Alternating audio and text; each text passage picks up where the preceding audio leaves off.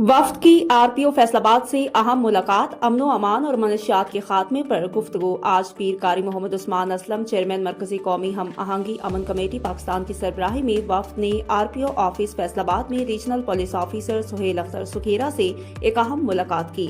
मुलाकात में अमनो अमान की मजमूई सूरत हाल, खसूसन बैनुल मज़ाहब हम आहंगी और शहर में बढ़ती हुई मनशियात फरोशी के खिलाफ मौसर कार्रवाई पर तफसीली गुफ्तगू की गई। इस मौका पर पादरी शमौन साद पीर ने आरपीओ फैसलाबाद को अपनी तसनीफ फातह जंगजू भी पेश की।